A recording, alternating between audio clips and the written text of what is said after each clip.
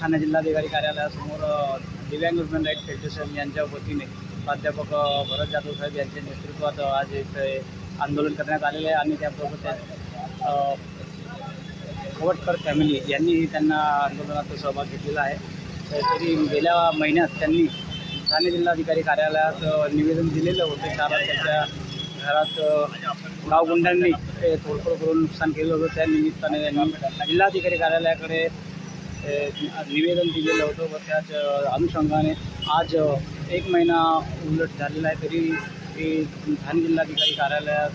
त्यांना कोणत्याही प्रकारचं निवेदन आलेलं नाही आहे। तरी त्यांनी आज त्याचा तिसरा दिवस आहे। दिव्यांग ह्युमन राईट्स फेडरेशन यांच्या वतीने प्राध्यापक भरत जाधव साहेब यांच्या नेतृत्वात त्यांनी आज तिसरा दिवस आहे आंदोलनाचा। आज आमच्याबरोबर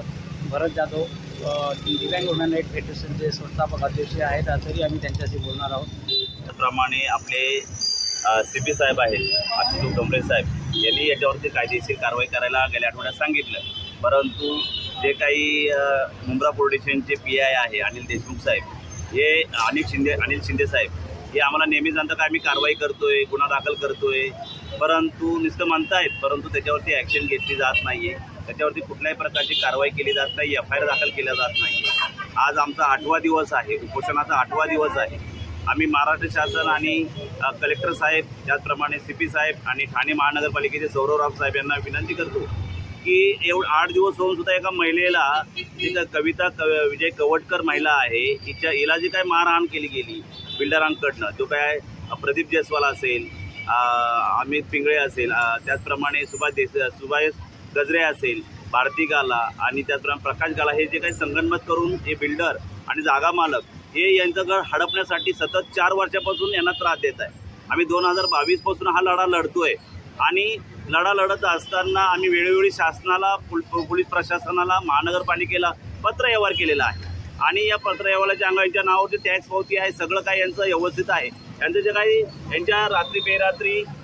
ठाणे महानगरपालिकेच्या प्रशासनाला हाताशी धरून जी काही कनिष्क अपार्टमेंट होती, या कनिष्क अपार्टमेंटवर त्यांनी JCB साहेबांनी यांच्या घरावर पाडली आणि ती C1 नसताना, ती मोडकाळी झालेली नसताना, ती C3 मध्ये असताना बेकायदेशीरपणे यांच्या घरावरती JCB साहेबांनी ती पूर्ण इमारत पाडली आणि पाडल्यामुळे यांची 400-500 मूर्त्या, गणपतीच्या मूर्त्या, भांडे कुंडे, कॉम्प्युटर्स, त्यांचं कलर कामचं साहित्य हे सगळं बेचिराग करून टाकलं आणि त्यांना रस्त्यावर आणलं। महिनाभर ते रस्त्यावर होते। शेवटी आम्ही महानगरपालिकेला रिपेरिंगचा अर्ज करून पुन्हा ते घर बांधलं, परंतु आता त्यांना रात्री बेरात्री दगडफेक करणे 4 वाजता, त्याचप्रमाणे त्यांची जे काही गाडी आहे, गाडी तोडफोड करणे, घराच्या बाहेरची ती तोडफोड करणे, त्याचप्रमाणे यांना धक्काबुक्की करून त्यांना बेशुद्ध होईपर्यंत, मरेपर्यंत मारणे, शिवीगाळ, अशी शिवीगाळ करणे, असे अनेक तक्रारी, अनेक NC आम्ही दिलेल्या आहेत, 4-5 NC दिलेल्या आहेत आणि अनेक तक्रारी केलेल्या आहेत वरपासून खालपर्यंत। परंतु महाराष्ट्र शासनाचे जे काही मुख्यमंत्री आहेत देवेंद्र फडणवीस साहेब आणि अजितदादा पवार,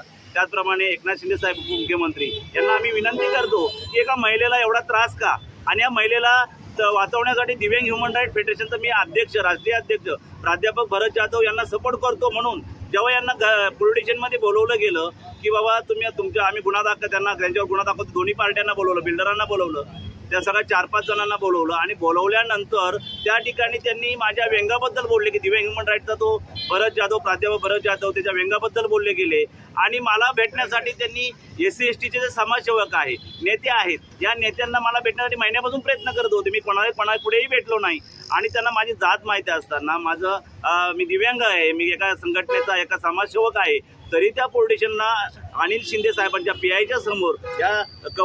विजय कवटकर आणि त्याचप्रमाणे कविता कवटकर यांच्या समोर डायरेक्ट म्हटले की व्यंगावरून बोलून डायरेक्ट त्याच्यावर खंडणी, 25 लाख खंडणी मागतो, अशा प्रकारची भाषा तिथे केली। म्हणजे याचा अर्थ एखाद्या दिव्यांग ह्युमन राईट्स फेडरेशनचे जे काही मी प्राध्यापक भरत जाधव अध्यक्ष, म्हणजे एखाद्या गरिबांना, एखाद्या महिलेला मदत करणं म्हणजे हा गुन्हा आहे का? म्हणजे जर समाजसेवकांनी जर एखाद्याला मदत केली तर त्याच्यावरती गुन्हे दाखल करायचे खंडणीचे, म्हणजे अशा प्रकारचं षडयंत्र पोलीस प्रशासनाला आणि महानगरपालिकेच्या अधिकाऱ्यांना घरून यांचं घर तोडणे आणि यांना सपोर्ट करणाऱ्या माणसाला खंडणीच्या गुन्ह्यात अडकवणे, असं षडयंत्र हे लोक जे काही आकाश पिंगळे आहे, सुभाष गजरे आहे, प्रदीप जयस्वाल आहे, भारती गाला आणि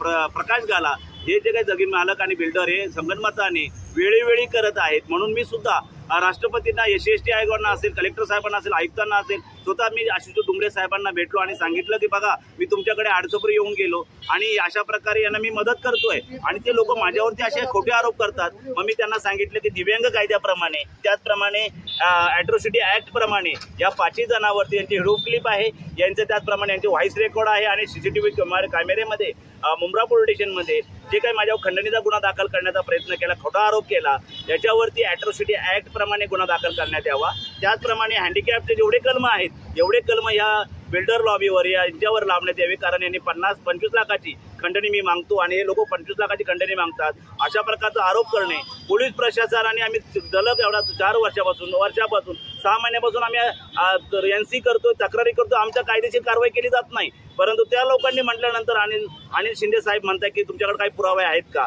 हे सगळं रेकॉर्डिंग आहे। आम्हाला पत्रकार बंधूंना हीच विनंती आहे, सगळ्या रिपोर्टरांना पत्रकारांना, की बाबांनो बघा आपण जर चांगले काम करतोय तर असे लोक फसवतायत। तर म्हणजे गरिबांचा जे अन्याय केला जातो, अत्याचार केला जातो, त्यांना ठार मारण्याचा किडनॅप करण्याचा प्रयत्न केला जातो। या सगळ्या घटना त्याच्या घराजवळ गाडी आणली जातात, त्यांच्या मुलींच्या बाकी हॉर्न वाजवले जातात, दगडफेक केली जाते रात्री बेरात्री। त्याचप्रमाणे घर तोडण्याचा JCB साहेबांनी रात्री बेरात्री JCB साहेबांनी परत घर तोडण्याचा प्रयत्न आता 15-16 महिन्यापूर्वी केला गेला। हे सगळं रेकॉर्डिंग आमच्याकडे असताना आमच्याकडे सगळे पुरावे आहेत, जलद 4 वर्षापासून जे आतापर्यंत हे सगळं रेकॉर्डिंग आहे। हे सगळं असताना सुद्धा पोलीस प्रशासन आणि महानगरपालिका यांच्यावरती कुठल्याही प्रकारची कारवाई करत नाही। आजही 17 नंबर 1, 17 नंबर 2 आणि 21 नंबर सर्वेवरती BR नगरमध्ये मोठ्या प्रमाणामध्ये झोपड्या तोडल्या जात आहे आणि जे काही 20-25 वर्षाच्या बिल्डिंगा जे काही अनधिकृत आहे तोडल्या जात आहे आणि गरीब जे काही घराचे मालक आहेत या लोकांना रस्त्यावर आणून त्या ठिकाणी आजही त्या ठिकाणी खोदकाम मोठ्या प्रमाणात बिल्डिंगचं अनलिगल बांधकाम चालू आहे। महाराष्ट्र शासनाचा निर्णय 2025चा आहे की बेकायदेशीर बांधकाम करणाऱ्यावरती